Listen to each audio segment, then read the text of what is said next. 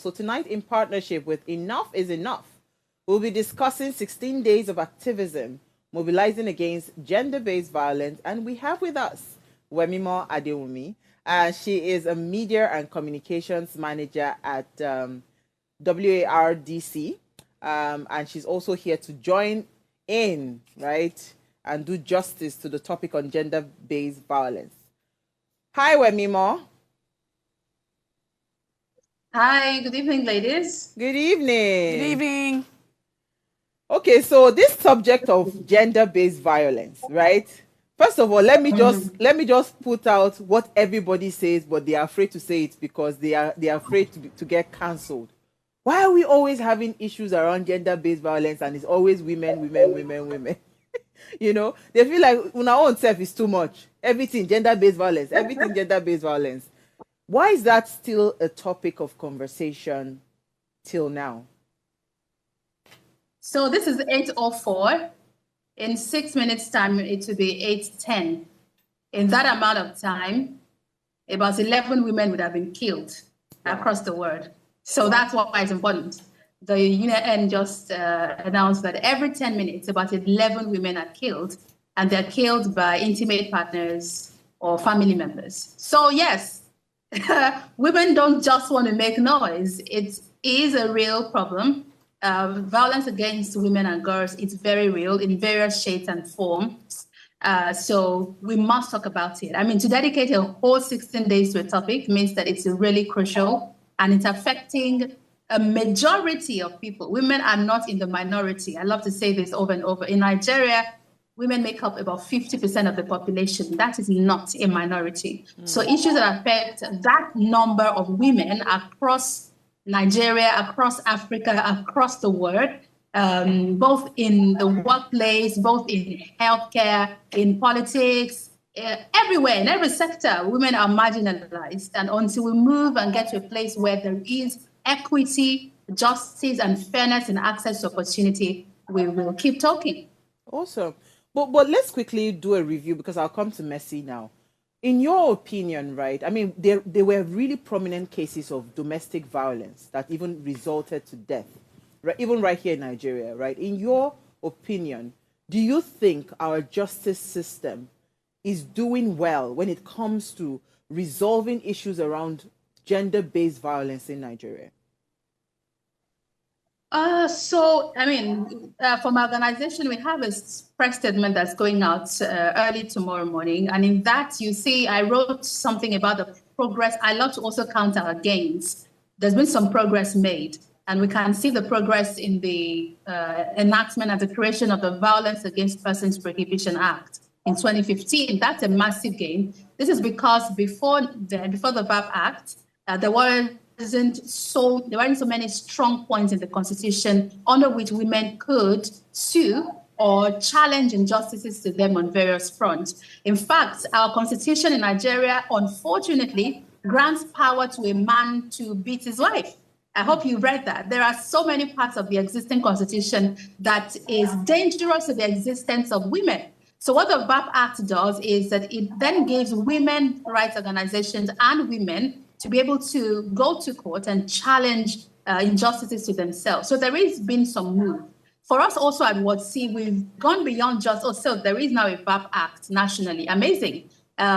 State governments need to domesticate the act. And we've been very, very vocal in pushing for state government. It's also awesome news that as of today, 34 states have now domesticated the VAP Act.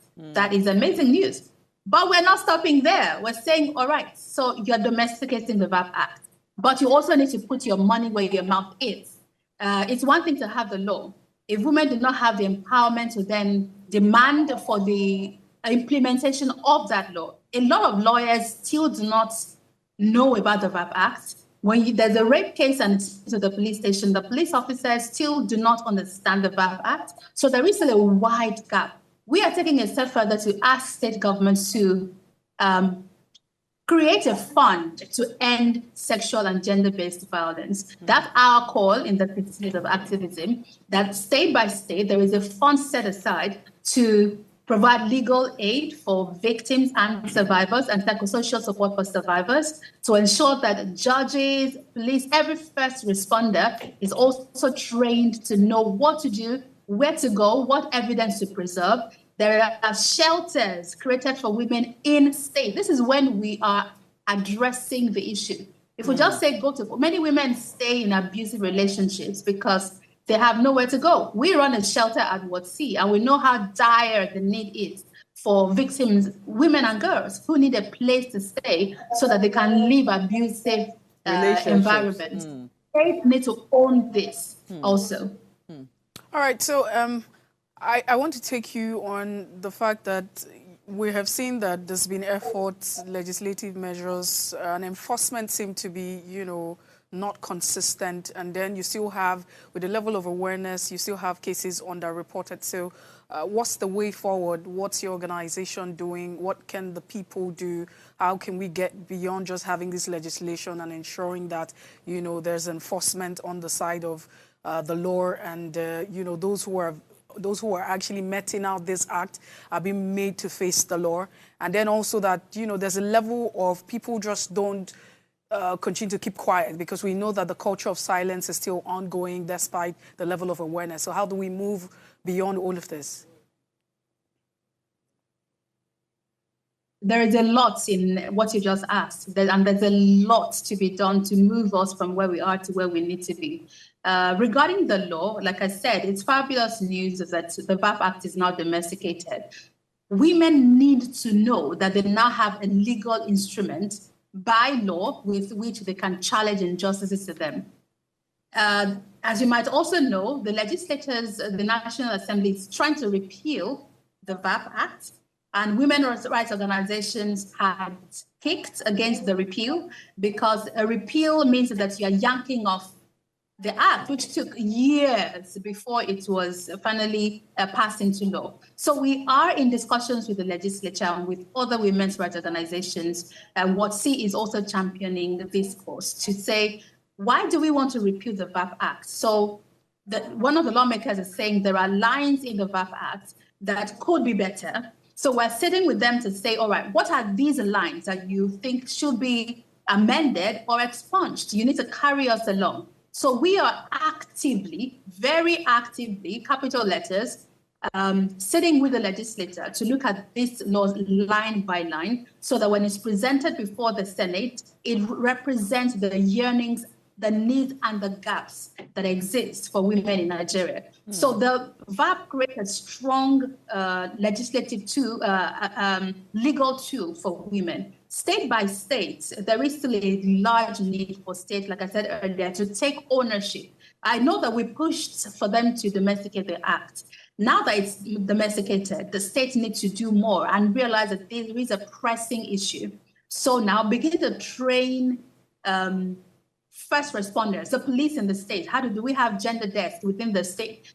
Many states are doing well. Lagos is doing very well, very responsive to gender-based violence cases. They have an active team, and we really commend them for that. Other states can also pick up from here and, begin training for their workers, for their staff, for health practitioners to know how to preserve evidence in the case of rape or assault. Officers need to be trained in psychological support when women or girls come to them. We don't any longer want to hear things like, what were you wearing? Why were you there? You're female, so just go back home. We don't want them to take bribes and shut down the cases. We want stronger reporting mechanisms and tools so states can take more ownership in these matters. Awesome. Unfortunately, we've run out of time. We had so much to talk about this, but we are grateful for organizations like yours, and Enough is Enough, that is championing the cause of, promoting the health and well-being of women. Thank you so much, Wemimo.